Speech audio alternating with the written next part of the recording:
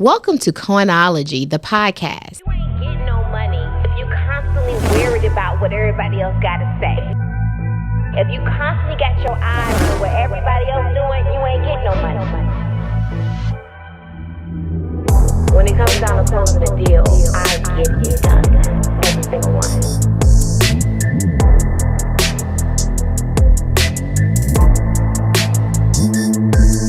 I'm the certified deal closer.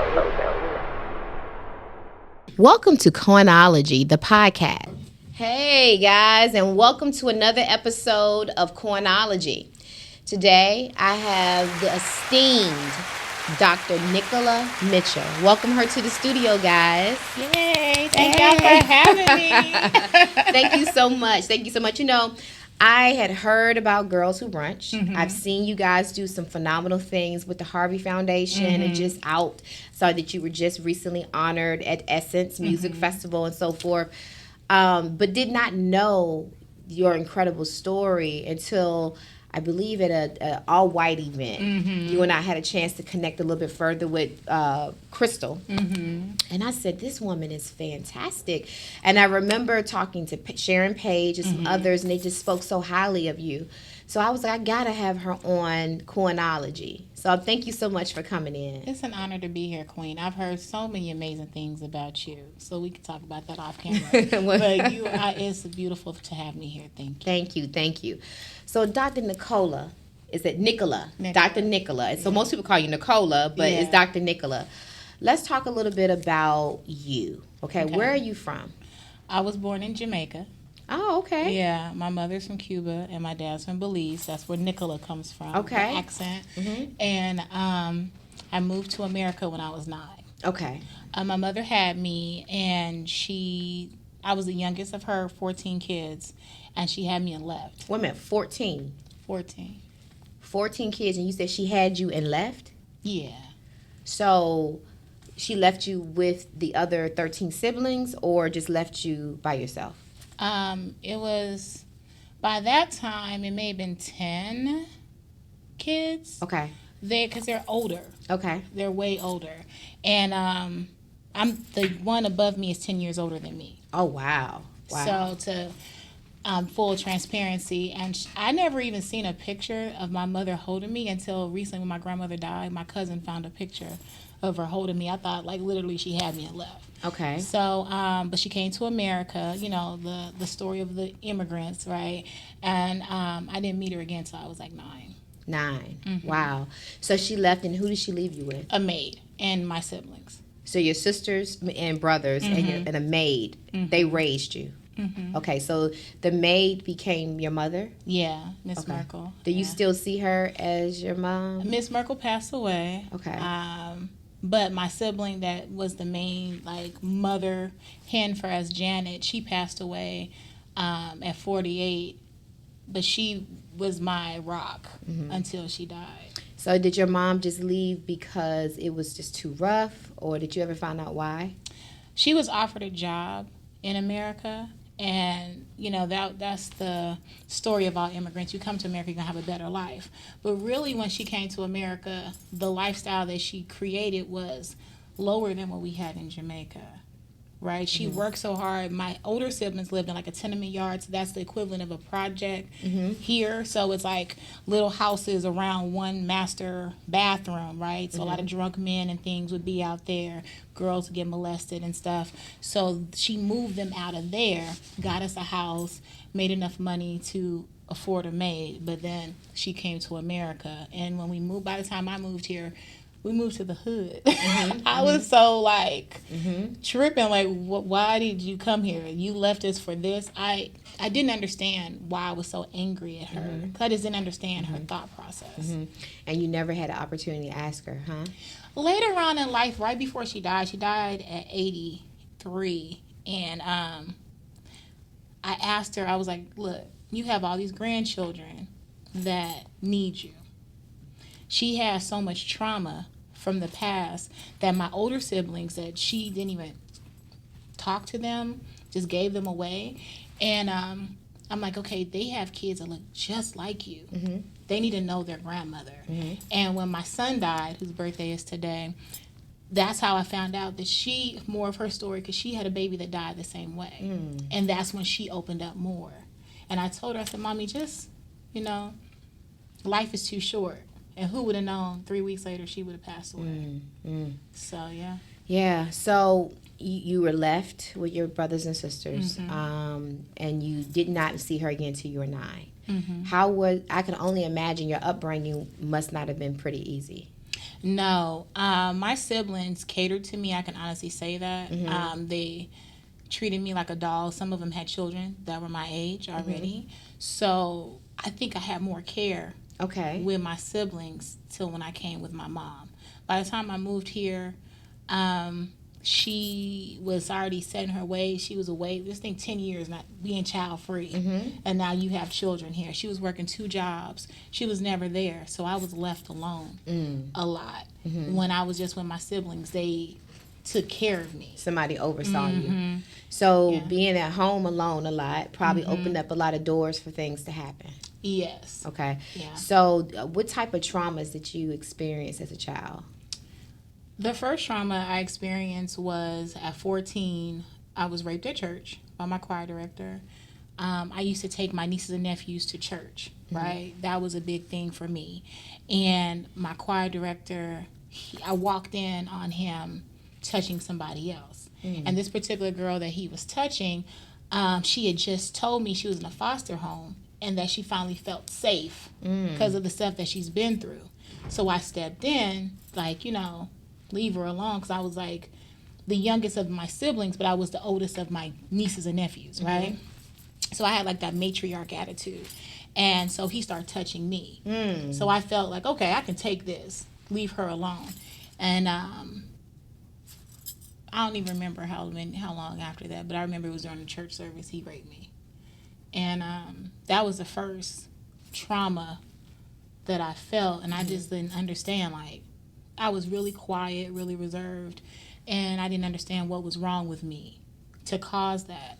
And then I went to my kid's father and asked him to have sex with me, because in my mind, my 14-year-old mind, I'm going to make myself feel better if I have sex with somebody that I want to have sex with. And I end up getting pregnant. And until my daughter came out, and it didn't ever admit this until Girls Who Brunch, that I didn't know who she belonged to until she came out, because it was so close. Okay, so let's back up. So you were 14 years old. At the time you walked in, you saw him touching another young lady. Did he? And you stopped him from touching her, and she left.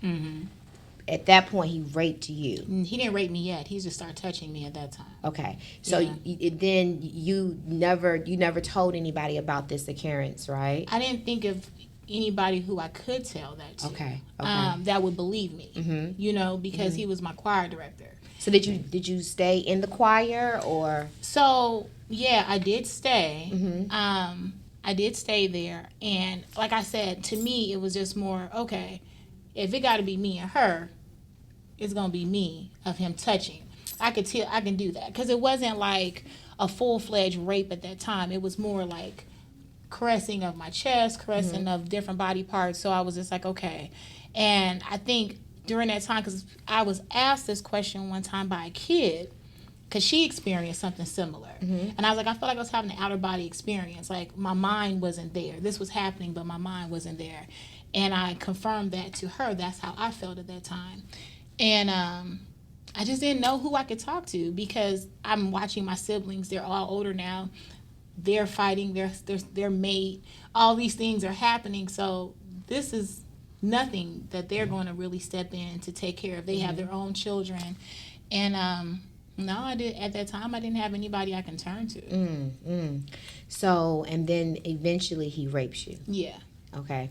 And after that experience, I didn't go back to church. You didn't go back to church. So it completely changed your opinion of church? At that time, yes. Okay. And then that brought an argument with my mother then, because now I'm fast, because I didn't want to go to church. Nobody asked me why not. So do you think that they knew? Not that it matters, but were you a virgin prior to that? I was a virgin prior to that. So do you think your parents or your mom and your brothers and sisters could see some type of change in you? So, funny story, no, because I was still active in everything else. It just, they didn't understand why I wasn't going to church. I would march these kids to church every day, right? And then I'm like, I'm not going there. So then I ended up getting pregnant. I didn't know I was pregnant until I was about 6 months.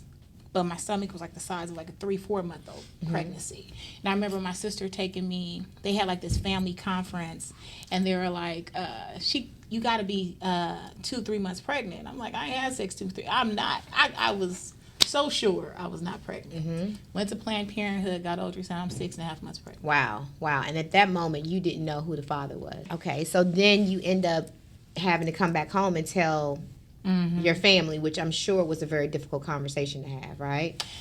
Yeah, because by this time, I'm like, we had sex. And at this point, your parents, your mom and your brothers and sisters are still thinking you're a virgin.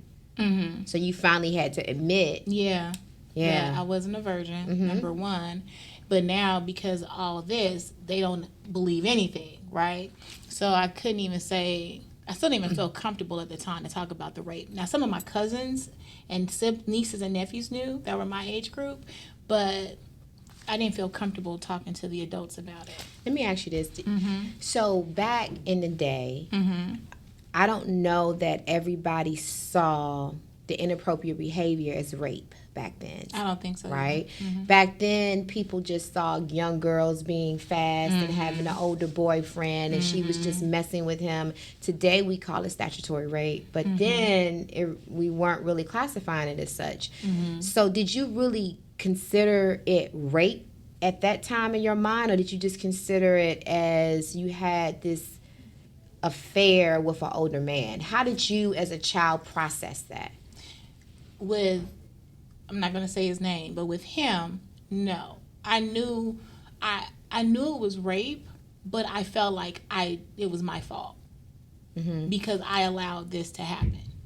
You know, even to this day, that's some of my downfalls, that I will take the blame for situations, right? Because it's just easier to take the blame, right? To exit it. And that's something I feel started from back then. And I felt like if I didn't let him do this in the first place, then we wouldn't have gotten here. And so I always felt for a long time that it was my fault. Yeah. And so did you ever tell your sisters and your parents or your mom that you didn't know who the father was? No. So you immediately pointed at your boyfriend at that time. And did he know that there was a question? He knew about the rape. But he didn't know that there was a question in your mind. No, I never admitted that till maybe 4 years ago. Okay. So did you ever test to see if the child was actually... When she came out, she looked exactly like their dad. But we ended up having, for child support purposes years later, a DNA test. So are you a big proponent of young men requiring women to have a DNA test? I do. Okay. Especially now having nephews and things like that. Yeah, I am. So I wasn't even offended that was a question for me. But at the time when she came out, I was like, okay, thank you, God. You know, she's fair skinned. I was like, all right, I know who she belongs to. But that right there changed my mindset on a lot of things. I'm sure you weren't even able to enjoy the latter part of your pregnancy.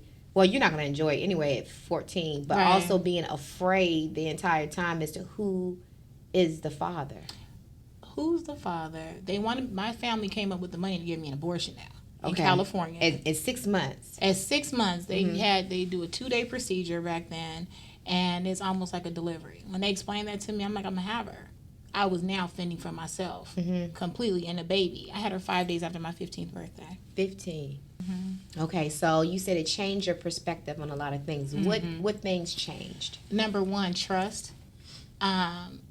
We talk about it all the time, that how I didn't let her do anything. They weren't even allowed to wear shorts. They had to wear capris. I was just so afraid of something happening. I didn't trust anybody, family, friends, nobody. So she was with me every step of the way. And it also made me grow up. a lot faster. But the thing is, I was already raising my siblings' kids. They were dropping their kids off. I'm getting ready for school in the morning. I'm cooking dinner.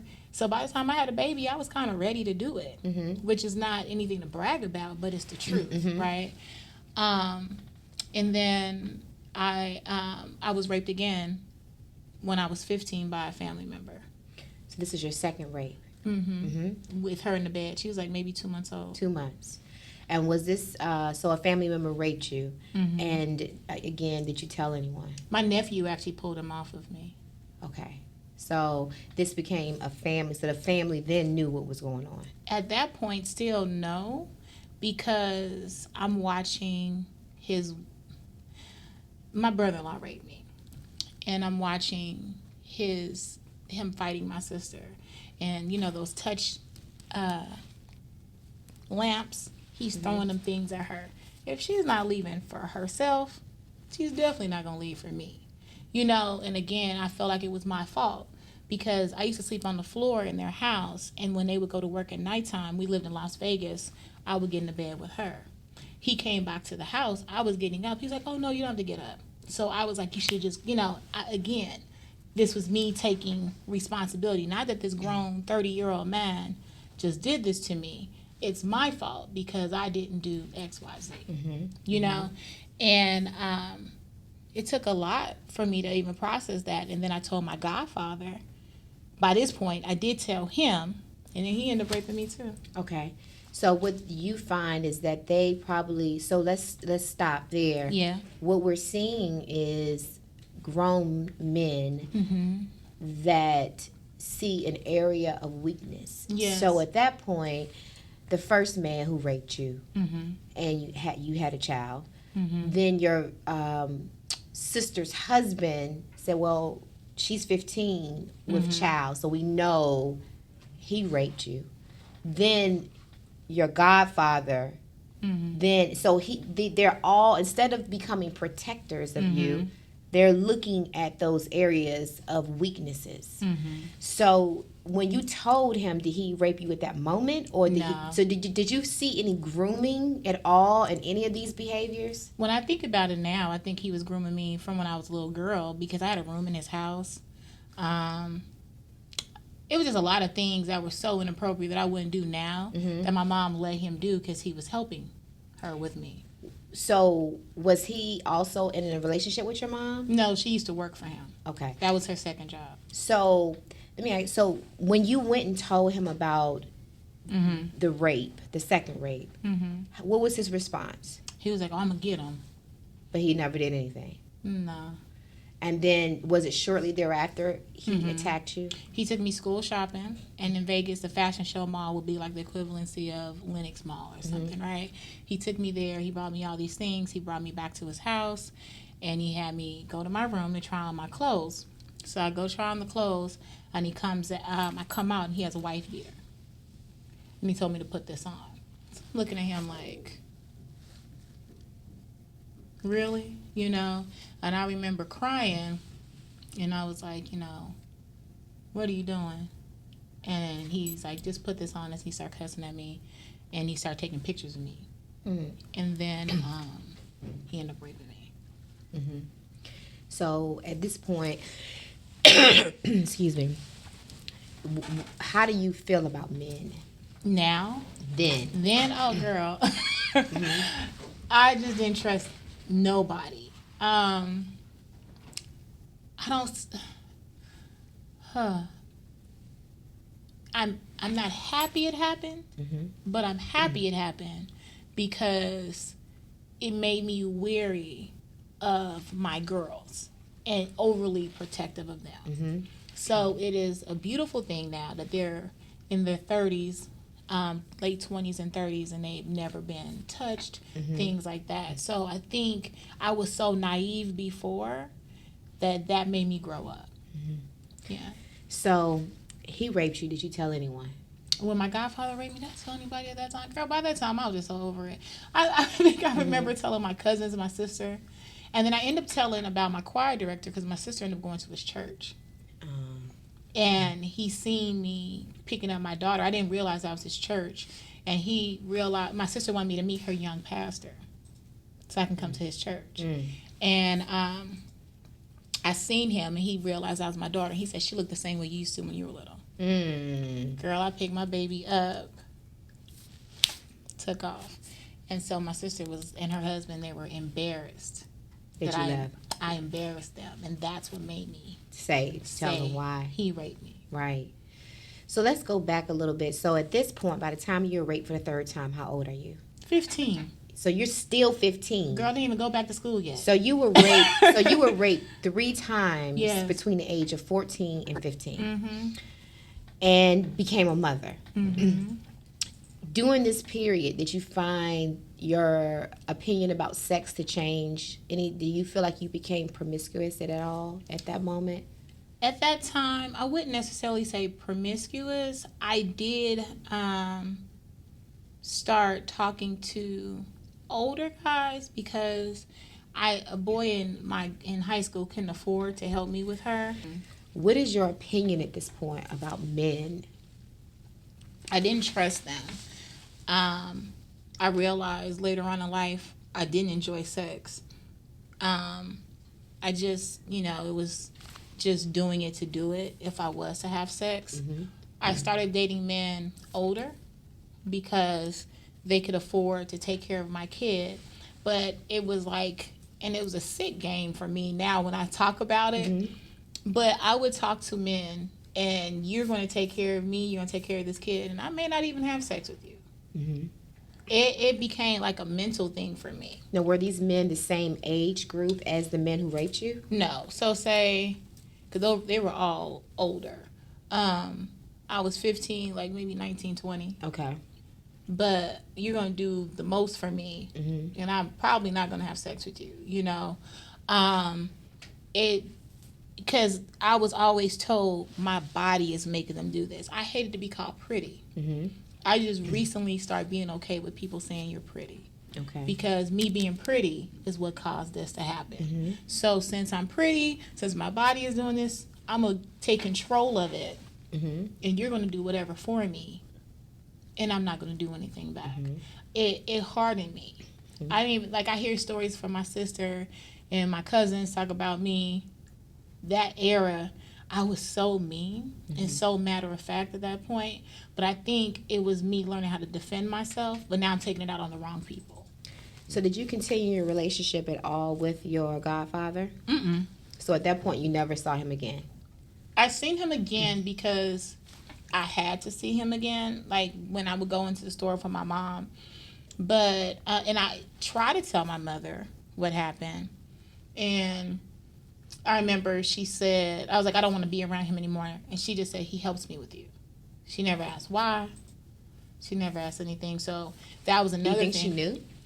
I think she did because she is a victim of rape and abuse and stuff. So I believe she did. I believe all my siblings did. Girl child siblings. I just think it wasn't handled for them. So do you think they were touched too? Oh, they definitely were. By him? No. They were older, but there were different people in their lives who did different things, yes. I wonder sometimes when you think about sometimes the generational curse of it, and people tend to believe that that's just part of life for women.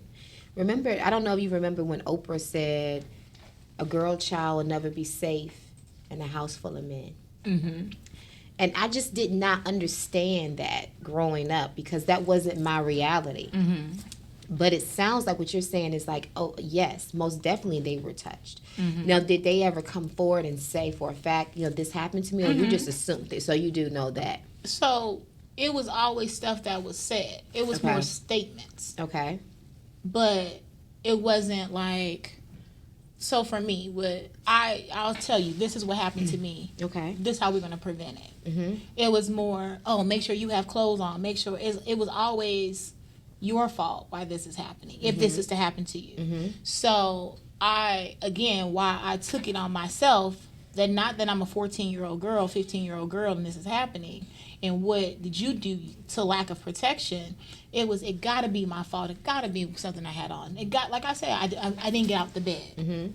There's some kind of way, you processed that last situation where he bought you clothes and bought you things, and then you had to do this. Is that what started the opinion that I'll date these older guys because they need to pay me, even if I don't have sex with them? But did you start to see yourself more so at that point as an object to be purchased? No. So I've never, let's go back for that. I grew up in Vegas, so I seen everybody. Prostitution was easy, right? Girlfriends was being pimped by their boyfriends, right? So I prided myself that I'm not an object. I'm a control how this is going to work, because I seen how women, oh, we don't have enough money for rent. Oh, they're feeling bad. Now they're going out here to the casinos doing things. And so, no, I never looked at myself as an object. I was just stating, if I'm going to date you, you're going to do this for me. Because I'm the prize now. Okay. Because you like the way I look. You like these things. You want to be around me. It was like I took control of the narrative. So I definitely never looked at myself as an object or something to be sold. I think that's even more reason why it's a big deal for me in my later life to protect girls against that, because I've seen it so prevalently, right? But everybody doesn't have the willpower to take their power back. And I didn't realize at that time that's what I was doing. I just figured, nah, this don't happen. So how were you introduced? How were you introduced into prostitution? So it was just seeing people that I was around, guys that I dated had girls working for them. But myself, I've never been a prostitute. I just always wanted to protect them. I remember the first girl I tried to protect, her name was Shannon. And the guy that I was dating, I didn't realize at the time that she was a hoe, but whatever. I just knew that she was somebody's girlfriend that needed somewhere to stay. Okay. Now, watching Shannon interact with my kids, she was like a little kid. She playing dolls with my babies. And then talking to Shannon, she broke it down to me that, no, she was working for him. Okay. So that made me, okay, I need to get her up out of here. So I helped Shannon get out, help her get back to her mom, things like that.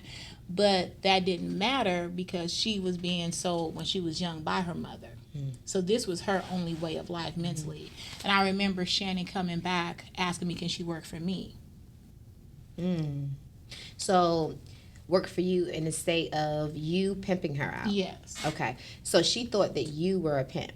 She didn't think I was a pimp, but now I'm somebody that's showing her love. And so that's all she understood. That's all she understood. Did it ever cross your mind to enter into that world since it was right in your face? No, I think because it was so prevalent in my face, it was one of those things that, again, I prided myself that I didn't fall into that. I seen so many people's moms. I seen so many of my friends doing things that I was just like, once I got the notoriety behind my name, this is one of the areas we gonna combat. Yep. So you are now 15. Been raped 3 times. You're now a mother. Did you finish high school? Yes. Okay. And did you go off to college? I did. So who took care of your baby? She was with me. Okay, so you took your baby with you, okay. And then what was love like for you at that point? Could you love normally? I didn't, but I thought I was. Okay. I thought I was. I had my second daughter at 19, and I thought that... By the same... So you were in this long-term relationship at this point. We ended up getting married. You ended up getting married. So in between the time of you having your baby at 15, and you said you started dating other guys, that there was a break then obviously in between there. Because he kept going to jail. Okay, so what was he doing that landed him in jail? Selling drugs. He was a drug dealer, okay. All right, so while he was gone, you had your other relationships, and then you ended up pregnant for a second time when you were 19, okay? And then you guys ended up getting married. All right. And then how was that marriage? It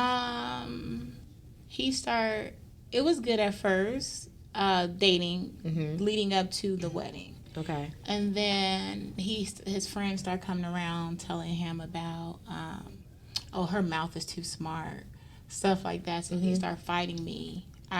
We got into a fight the night of my wedding. And my mom just cleaned me up. Yeah, it was just like so crazy. I remember one time his mother and my mother, he attacked me. They're like, "What did you do?" So again, this is my fault. In trauma. Yeah, it's just like, okay. And my sister just told the story a couple weekends ago. She was telling her husband, I remember that he had so much shoes for these girls, so much everything. So it was like, you might as well stay. He's taking care of you, right? And I just thought that was love, because again, that's what I seen. I seen my siblings getting beat up. I seen my mother. I seen so many different things happen. So this got to be the equivalency of love. Yeah. So how long did you guys stay married?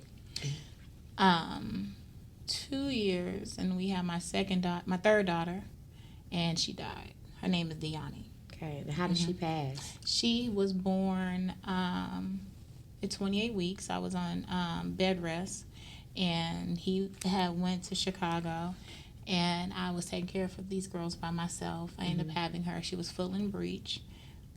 She was in the hospital. She was breathing and everything on her own, and they ended up giving her Decadron in the hospital to prevent her from having sleep apnea. So at 40 days old, they did that about 30 days. So she lived for about 10 days. Her started swelling because her kidney shut down, and she ended up dying at 40 days old. So was that traumatic on the relationship between you and him? Yeah, it's so crazy. Cause we were already gone. Cause I was starting to, I prayed about like, God, if this is not what I'm supposed to be doing, please take him away. So when he went to Chicago, I felt like maybe this was God trying to remove him from out the household. So when she died, I was not only mourning the death of my daughter, I was mourning the death of my relationship. And I went into like shock. I remember being in the house and not moving, not doing anything. My siblings were coming over helping my kids. And I remember Destiny at the time, she was like 8 or 9. And she was like, Mommy, I fed Diamond. Like, we took a bath, we did this. But whenever you're ready to be our mom, we here. And when she said that, that's what kind of clicked me out of it. And so I got up, and my dad was like, maybe you need to change the scenery. So my sister was still alive, who helped me raise my kids. And I would come out here to my cousin, and I was going back and forth just to, clear my head, I guess, so I can come back and be a mom to my kids. Okay. So then at this point, you're still in your early 20s. Early 20s. So then where does life take you at that point? So he was the main breadwinner, and I was going to school, and I was working, but we ended up losing our house, just everything, because he said, if we're not going to be together, he's not doing this anymore. So it was a lot. I had to learn how to stand on my own 2 feet. So I started working 2 jobs. I used to do hair. I used to braid and weave hair, full-time plus work. I worked in the hospitals, and just was like, okay, I became a professional student, so I get that financial aid check. So I could cover my rent with this check. The next one covered my car, paid up for a couple months, because I wanted them to still have that life, like a 2-parent household. And we lived in what would be equivalent of Alpharetta here. Okay. In Vegas. Okay. Okay. So you found a way to make it do what it needed to do for you and your daughters, and then you decided to finally call it quits, right? And then what life then does what for you, Nicola?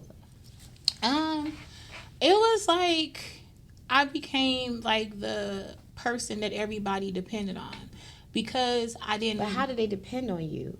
You were just trying to make it for your own family, right? Right, but out of my friends and my siblings and my cousins, the people that were younger than me, I looked like Superwoman. So my house is the house that their kids would go to. there's never been a guy that was in the house. Like, I remember having a boyfriend who lived there that never even had a key to the house. He had the keypad on the outside, but if I wasn't there, my kids knew that the door had to be deadbolt. Did your kids have an opinion about men? Did you create this energy early on about being cautious about men? Oh, yeah. Okay. I did. And so it's even to this day, my youngest will be 26 on Saturday. And I remember one time I got into an argument with somebody, and she was like 19 years old. And the guy was in town, and I left the house. I just went outside. Sis called me on the phone like, girl, did you just leave me here? Because she knew that was an unsaid rule. Right. I'm never leaving you with nobody. You know, there was like, if somebody come past your door frame, you let me know. Like, I was so protective that they're grown now, still practice these things that I came up with. Because they're like, oh, mommy ain't letting nothing happen to me, you know. And then you were protective. So you ended up having, in totality, how many children did 4. you had 4 children, and you lost 2. Okay, so you have 2 children that are living today. How did you lose your second child? He, in a bad relationship. Well, you know, the relationship was coming to an end, and he didn't want to let go. Blood pressure was super high because he was stressing me out. And they induced my labor because my blood pressure was so high. And he passed while I was in labor at 6 months pregnant. I'm sorry to hear that. Yes, thank you. So you actually lost 2 infants at that point. Okay. Yes, ma'am. Okay. So it sounds like your relationship with men overall, it's traumatic. Would you say that you have a healthy relationship with men? I do have a healthy relationship with men now, but what I had to learn was sometimes we are bringing in that same energy. So even though they may be different circumstances, different situations, I was bringing in the men that wanted to be a hero, and then they were going through their own insecurities. So it wasn't until I was 33 that I realized like that was a problem. When I started going to therapy and figuring out why am I bringing in this same type of energy. The abuse stopped though after my marriage for a long stint, right? And then the guy that I ended up having my son with, we were engaged, and it was kind of the same energy. So I'm like, how did I bring that back, God? And yeah, I was 33. What do you think about the energy? Like, I'm a firm believer that we do attract certain things into our lives, right? Do you feel that you attracted him into your life? That energy? Yeah, I think we have pheromones, right? And those pheromones,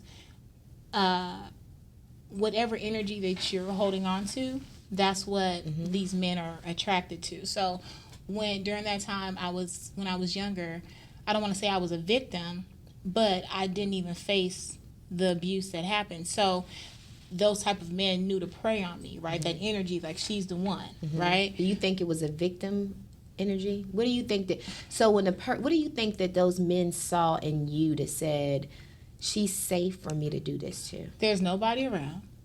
She's on her own a lot.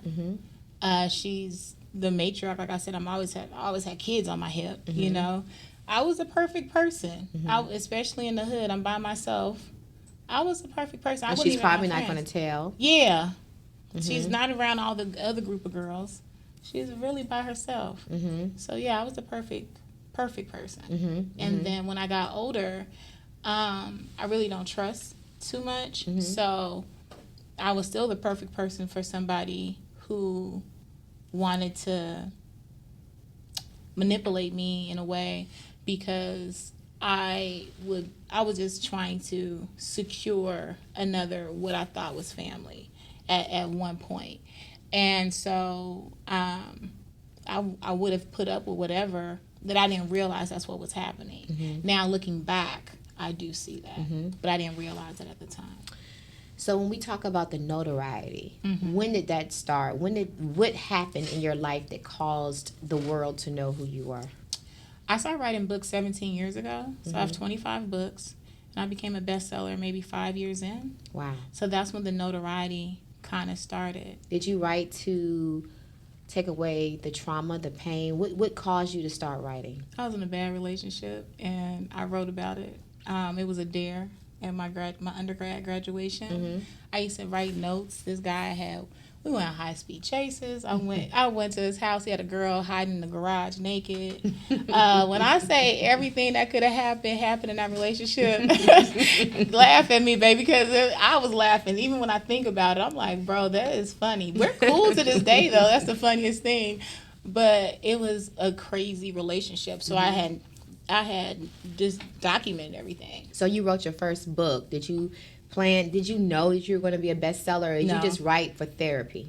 I wrote it because it was a dare, and I'm an overachiever. Okay. And so was it self-published? I self-published it. Okay. And then you just went on tour yourself, or did you so you did a whole Master P moment? Yeah. You were selling the books out the back of your trunk, right? I was with Tamika Newhouse. We became friends on tour.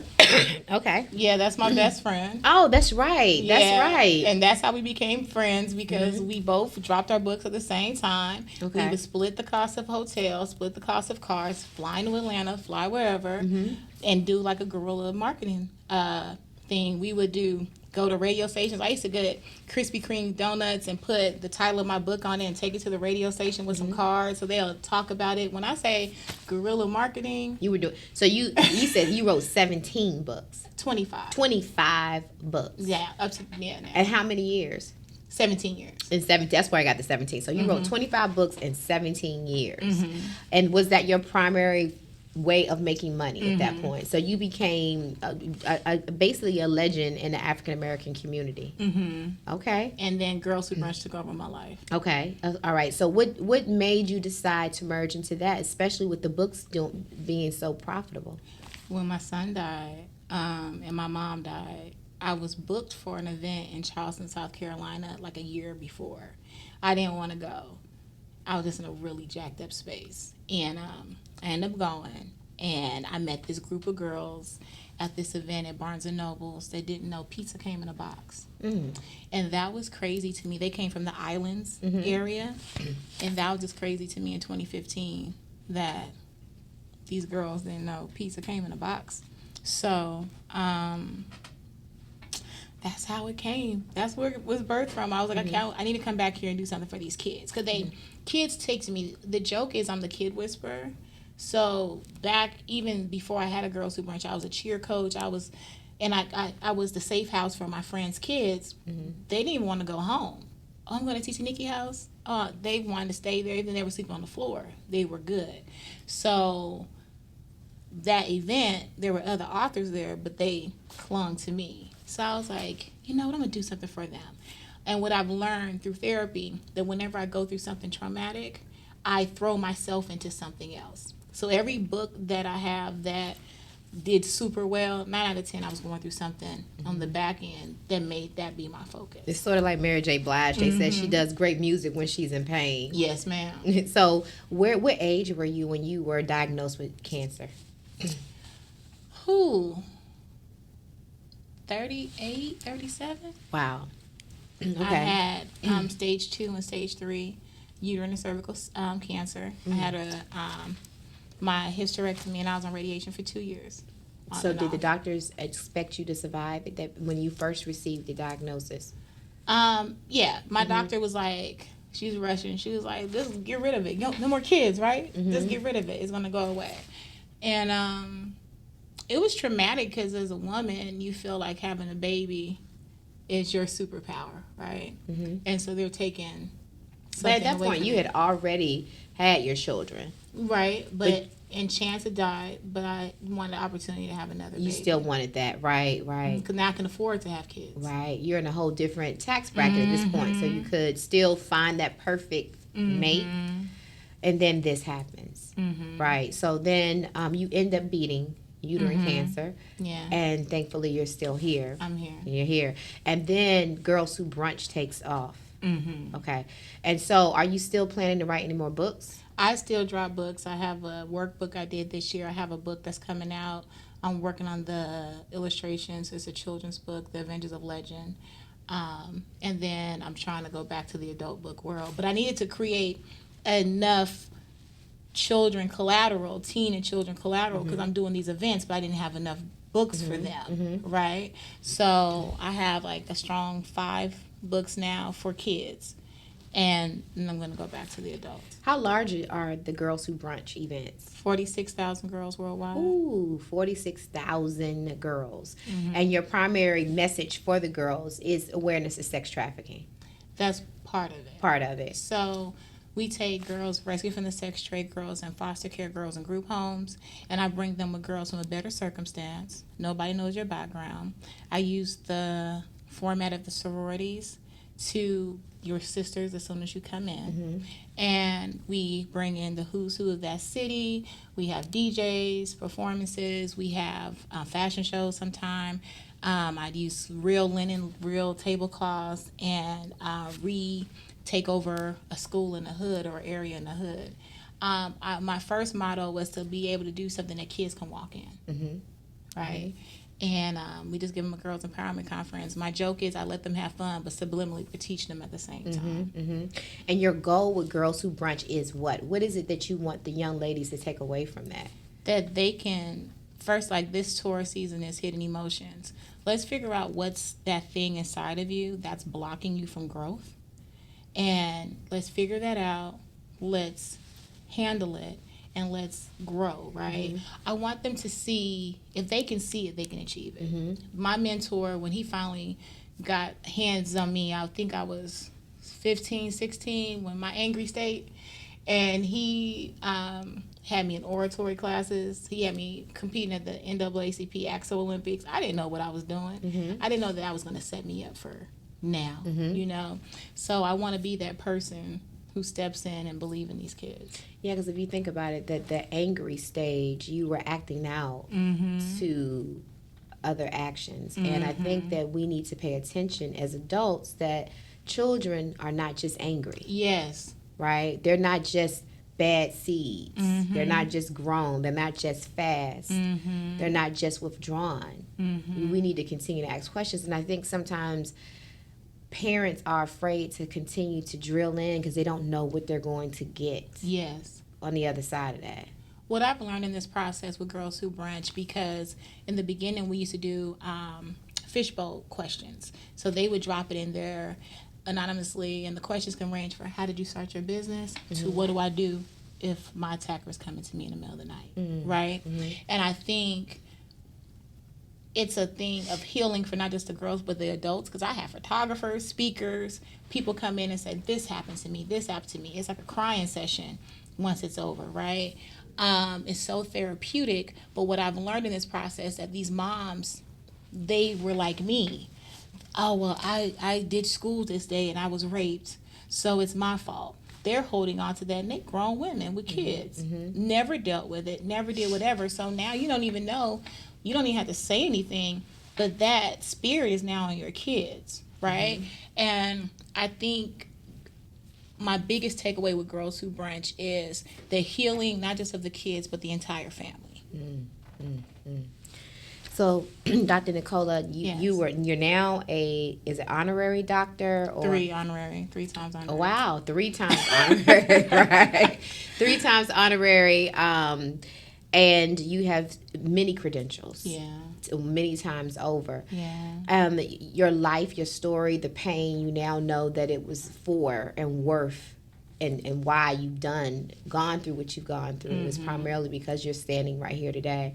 Have you been able to actually find love at your later part of your life? I have. Okay. You know, in this space, I'm not in a relationship, but I choose not to be in this moment. I don't stay in things anymore. Before, I used to just stay in a relationship for years, even if it was no happiness or things like that. Now I know how to exit peacefully. We're still friends. Almost everybody that I've been in a relationship with, I'm friends with. And, you know, I believe there's somebody out here for me. My schedule is very hectic. So that's hard for a lot of people, male or female. So But I do believe the right person will come at the right time. But I am not against love. Mm-hmm. What do you want your legacy to be? That she used her voice in her life to give back to kids, to change the world.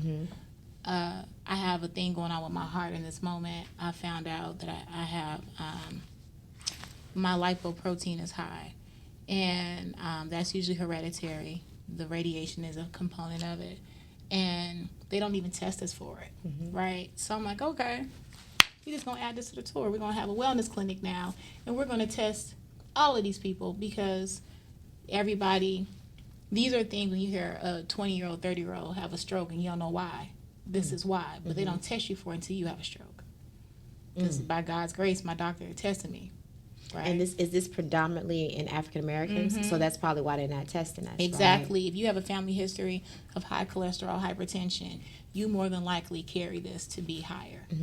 And you don't have to have high cholesterol. You don't have to have high blood pressure, but you can be a component of it. So I'm like, okay, so I'm gonna add this to it. So that's just an example of whenever I go through something or I witness something, I'm going to be the change. I'm not going to talk about it. I'm not going to wait for Ebony to do it. Right. I'm not going to wait for anybody else to do it. We're just going to add this to it.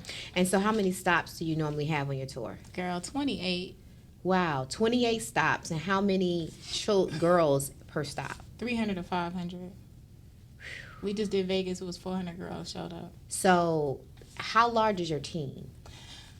Oh, girl, shout out to my team. In every city, it's like at least 2 to 5 people. I just won't say women because there's men too. 2 to 5? That help plan each city. Okay. And then volunteer-wise, I don't even know. We have at least 20 volunteers the day of. And then my Atlanta team is my biggest team. I think there's 35. That volunteers or staff? They're even, so my national team, everybody's on a volunteer base unless we have like a grant or program that can cover that. But everybody is on a volunteer base. And out of 9 years, I've lost maybe less than 10%. Wow. So people have been with you for the whole 9 years. So are you finding that it's mission driven? It is totally mission driven. I have great partners, but the goal now is to get the entire tour funded, right? I may have Microsoft, they may want to do 3 cities. Harvey Foundation may want to do 2 cities. I need somebody who's going to take on all the cities, so we can do what we need to do. And that's been my goal now, because I do love that these people work for me, but one of my teammates, Tasha, she said perfectly the other day, she was talking about me in front of me, which had me in tears, but she was like, we work so hard for her because we see her when she don't feel good, when whatever, and I'll be in there cleaning the floor. I don't care about any of this. That's like, even when you meet me, I'm always in the background. I don't speak too much. You would have to hear about me from somebody else. I'm not pomps and circumstance. I'm going to come in, I'm going to serve. That's right. And then, whatever. So I think my team sees that in me. So I will say that because I think when I met you, you were very low-key. Very low-key. Didn't say much. Crystal really said what she had to say. And I was like, oh, wow, she is amazing. Amazing. So you are extremely humble. Yeah. And all of the accomplishments that you've had, they're amazing. They're definitely amazing. Thank you. So what's next? So we're working on an app with Microsoft to combat human trafficking. Okay. I'm trying to create some curriculum. I'm in the process of that. And we're about to do a press conference in Jamaica to talk about Girls Who Brunch Jamaica coming home. I think I'm going to be passed out when I do Jamaica. Yeah. But now, I would tell you, this app, that's going to be dope because so many young girls and this is the thing, we keep talking about young girls. But boys are worth more than girls. Right. Young boys today are under attack. And what I found too, Dr. Nicola, what people don't realize, they said, I saw a special on with Revolt where they talked about, we tend to focus on the teenage girls being sex trafficked. But they said that there's now a resurgence on boys, but they also said there's also a resurgence on people like you and I. They capture people like you and I because, one, it takes them longer to realize that they're gone and that they're gone unwillingly. The you know, if the sentence that one would receive is different for an older person, and it's just not as much of a demand to find someone like us than it is for kids. So they're really said that a lot of women our age are disappearing every day to sex trafficking. Sex trafficking and just human trafficking, period. So they may take you or me, they may make a little bit of money off of us on sex because a 5-year-old is worth more than us, but they may now use us to recruit the girls. They may use us to work, you know, like almost sweatshop type work. They do that, and I think people are so unaware of that. They just think, oh, it's just girls, it's just this. No, a teen boy and a 5-year-old girl is worth more money than an 18-year-old girl. And so the older that they are, they usually use us for human trafficking, and that's where it's more the worker. The people for sex is usually kids. Let me ask you this. We're in the middle of the case that's taking place right now with one of the most notorious producers and Sean Diddy Combs, and he's being charged with sex trafficking. What are your thoughts on that, and especially with the evidence that has been brought out in front of us today? Do you think it's enough evidence to actually charge him for sex trafficking? So with human trafficking, I think he will get more human trafficking charges that can stick than sex trafficking. But they're charging him for sex trafficking, right? So they're charging him for both. Okay. They're both. So, but trafficking is trafficking. So because there's this task force, there's all these things out here now to abolish it. There have to be people that they have to attack on the higher levels to show that this is not going to be tolerated. That's why I think the situation is why they're going on with a lot of high profile people now. But I don't know the case enough to tell you everything that I've seen. I could see more human trafficking related than sex trafficking. Why is that? Because with the sex trafficking, he probably may have sold somebody, because I've seen some of those girls said, you sold him to me. Somebody gave her to them, right? So he accepted it. That's the difference between pimping and pandering. Pimping is the person that's out there who actually distribute the girls. Pandering is the one who accepted it. So Diddy would be more of the pandering. Saying that he accepted the girls. He's accepting the people, girls, boys, whoever. Right. He's the one who's accepting of them. He's not necessarily the pimp. The people that are around him were the ones that were feeding him people. So it becomes a blurry line, though. So if the young girl or the person was at the party and they were there willingly, when does it become sex trafficking? When they move them. So the first time if they went to this party and I agreed to come to this party, but now you have me go with you to LA. Maybe I didn't want to go to LA. What if I did want to go? If you did want to go, that's where the blurry lines come in for me. Because if they're underage, yes, they don't have a choice. Even if they went willingly, they don't have a choice. Their mental state isn't developed enough. Yeah, you shouldn't have had an underage person in that space. Period. But the ones that are older, that's where I can see more of the human trafficking than the sex trafficking, because you can't prove that she didn't want. You could prove that she left, but you can't prove under what circumstances of the yes, no, unless. Now they said they got all these videos of stuff. That may be where the sex trafficking is coming in. Well, the one video that we did see, which is the abuse of Cassie Ventura. On that video, though, we do see physical abuse, which he's not being charged. But if he's not allowing her to leave, that's human trafficking. That's human trafficking at that point. Even if it is your girlfriend, because at that point you just mentioned she said no. Right, and boyfriends can pimp their girlfriends. So that's where that whole line comes to play.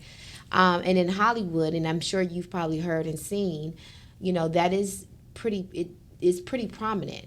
What I'm hearing too now is that the party scene in Hollywood is completely changed since the situation with Diddy. Everyone's very nervous about this whole let's get together and party because they don't know what and who and so forth. But let me ask you, why do you think it took so long for someone to really care? Do you think that anybody cares about black girls? Definitely not. So let's answer that in two answers. Okay. One, why did it take so long? And then the care of black girls. Okay. I think it took so long because now it is a big deal. Why? Because just think about it, with the Harvey Weinstein, with all these different people, these women, when you go back, there have been documented that they told that this happened for years, right? Shirley Temple said that she was made to have blowjobs with the producers at 5 and 6 years old. Exactly. So my point is, it's a thing now because there is this new task force. The government people that are enforcing this is making it a big deal. A lot of times you stated something earlier in the conversation that Oprah stated that a girl is not safe and they're around a household full of men. It was kind of almost like what you see in the Caribbean, in Africa, in India, in Iraq. Women are nothing. That's what your goal is, to have sex. Your goal is to reproduce. They can have multiple wives. They can do whatever they want. That is how life as a woman was supposed to be, right? So I think now that there's all these reforms for that is why these things are being looked at, but they're still not being looked at for us. Yeah, because I want to say, let's back up a bit, because when the Me Too charges, when Me Too movement first started, Me Too did not take off for black women. No. Okay, black women just happened to latch on, but it wasn't that. I know that black women have been abused sexually and physically and it was publicly known forever. I mean, a lot of the things that were documented, I remember Corinne Steffens from Superhead wrote about Video Vixen. I remember reading that back in the 90s, and she talked about even then, out of all the men that she had sex with, her experience with Diddy was one that was the most unique and strange. It made her question her femininity, but she never would go into details about what happened to her. But, and this woman had been around the block, and she mentioned that he was the most, and so these things have been spoken about. People knew, people still celebrated him. And it just makes me wonder why now, and is it really because people care about a task force, or is there something else going on? I think for Diddy's case, my opinion is that he angered the wrong people. But is sex trafficking prominent in Hollywood? Yeah. So, and the reason why I asked that question is because, do you remember about 6-7 months ago, they found tunnels underground in New York that went from synagogues. And in those tunnels that went from Jewish synagogues to other locations, they found mattresses, soiled mattresses, and teddy bears. And no one, they talked about it for a day or two. And they let it go. But then they also talked about tunnels from Hugh Hefner's house to Diddy's house to underneath in Hollywood and California. They said that there are tunnels that lead from schools. So my question is sex trafficking something that is so much larger that brings in, so there was a time when alcohol funded certain organizations, and then there was marijuana and they legalized that. I'm just wondering, how prominent is sex trafficking really in this country, that the powers that be truly know and are a part of, but just turn the other cheek? It is one of the highest income-based driven things out here, right? That to the point that drug dealers now got girls. They make more money on girls and got less time because you got to prove it, right? Mm-hmm. You know, in Vegas, a prostitute, as long as she wasn't caught in the act, can go to jail, right, and get out. Mm-hmm. That's why you don't never want to get caught for you want to get caught for solicitation, not prostitution, mm-hmm. right? So you have to think about it like that, even though you know what she's out here doing. Mm-hmm. But are you considered sex trafficking if the young lady is wanting to be a prostitute? If she wants to go out there, because this is the thing, Dr. Nicola. Sex trafficking became extremely easy, I will say, in the mid-90s. Okay. Because hip-hop music sexualized African-American young women and made us feel like that is all that we were worth, and we bragged about it. Our clothing showed it. Our music showed it. The words we used showed it. How we referenced ourselves showed it. You know, and this goes back to the era of Little Kim and Foxy Brown. And then, you know, you keep on going on and on and on. That changed the way that we viewed ourselves as young black women. And we were proud that someone slept with the friend, the cousin. The songs talked about, if you're not down, I'll get with your best friend. And so where does that take the responsibility away from the quote-unquote abuser and those that are saying, take me as I am? Where is it? So you asked a question in regards to black girls. Yep. That's why they don't protect us. Mm-hmm. That is their reasoning why they don't protect us. Mm-hmm. That which you said. That we want this. Our bodies are made for this. I had a 10-year-old traffic in Chicago. This baby body look as thin as this. Mm. The police came and got her. I'm not making this up. You can look at the case. The police came and got her. A maid told that something did not look right. The police came to the room, took her home, and let him go. Mm. Where did they protect us? She was trafficked 4 times before she was finally, charges were brought. But we had to protest. We had to do all these things. That's how I started the Protect Black Girls movement. So you said she was trafficked 4 times. So in this 4 times, does she go back to her abusers, or how? The new trafficking is you don't have to kidnap these kids. They get these girls walking home from school. I was on a task force here, and that is it Creflo Dollar's church on the south side, the World Changers, I think. Yeah. And there's a school, McNair. Yeah. And okay, those girls from that area were being trafficked, just walking home from school. They'll give them like an edible, give them these things, get these kids now scared, because first they'll meet them and say, hey Ebony, here, you want this, whatever. Now they take it. Now they're doing these things. Now they're threatening them with, I'm gonna tell if you don't do what I want you to do. Mm-hmm. So they get in these little girls. So this baby, we call her Hope. She was going home every day. So she just did what this guy wanted her to do, and went home every day. Her mom went to work. She was home before her mama came home from work. She's 10. He was able to make his money on her and send her home. So how did her mom find out? The police ended up telling mom. So the mom had no idea her daughter was being trafficked every day? No, she knew stuff was going on because they kept getting cases. Like when we got deep into this system, there were so many charges and so many situations that failed her that she really made me look at all these other cases. And that's why human trafficking became my new focus. So where is the responsibility of the mother in this?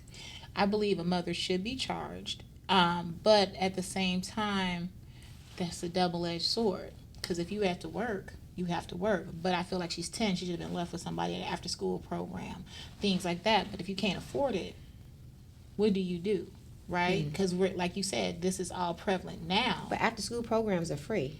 Not all of them. The ones at school aren't free? No, ma'am. Okay. You got to pay for safe key. You got to pay for whatever. Yep. And if you don't have assistance or qualify that or don't get kicked off of this, you can't usually get it. And then you look at cases similar to what happened with R. Kelly in his case. I always say, where were the parents? The parents should have been charged. Many of those parents actually took the girls to him and gave them. So we have to, many times we have to realize that there's not a boogeyman all the time waiting behind the bushes. It's in plain sight. It's in plain sight, and it's all about whether or not people find value in us. And if they do, where do they place the value? I wrote a book called What Was I Supposed to Do?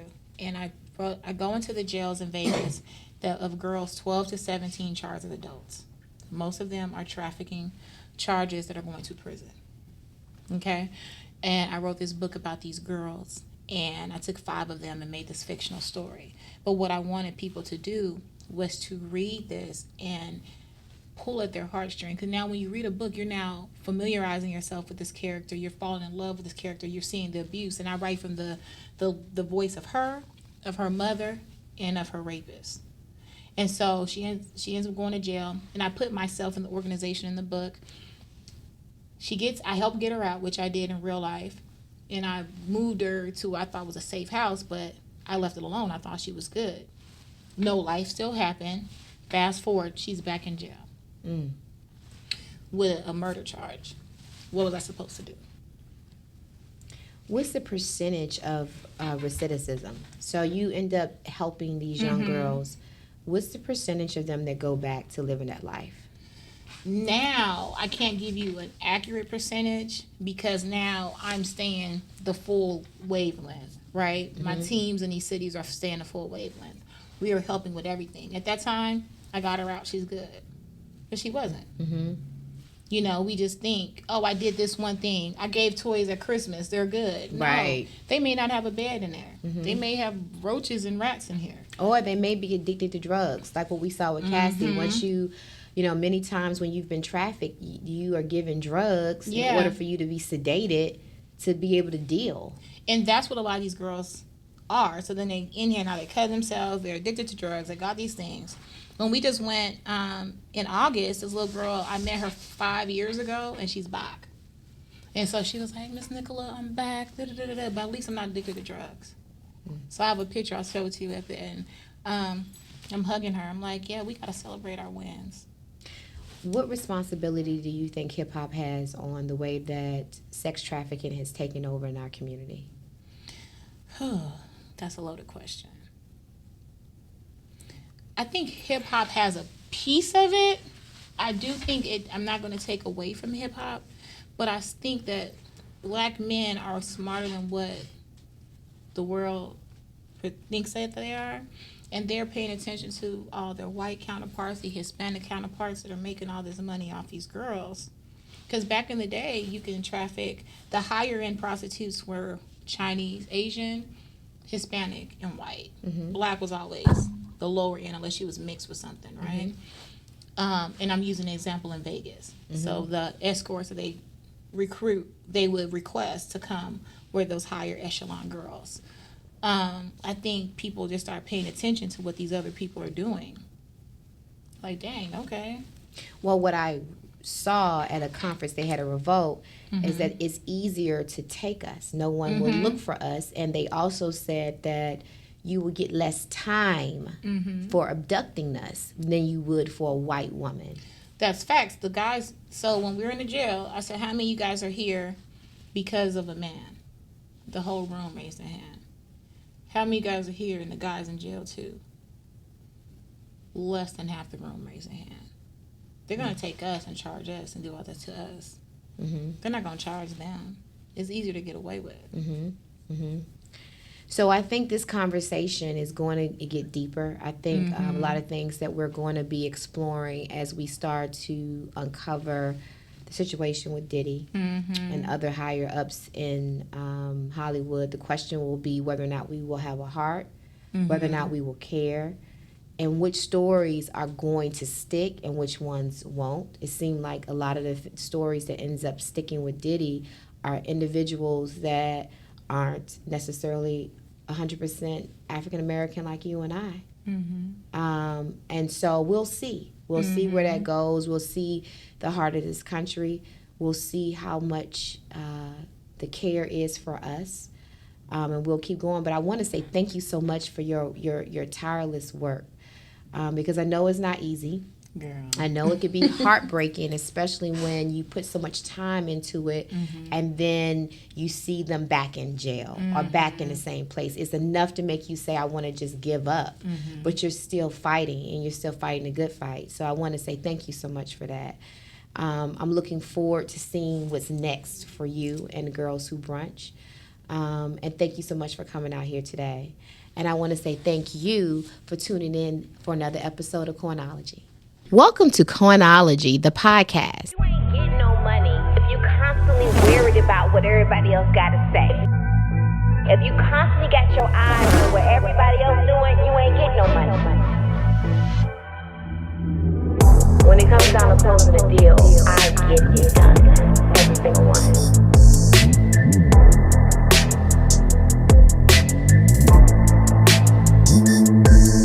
I'm the certified deal closer. Welcome to Coinology, the podcast.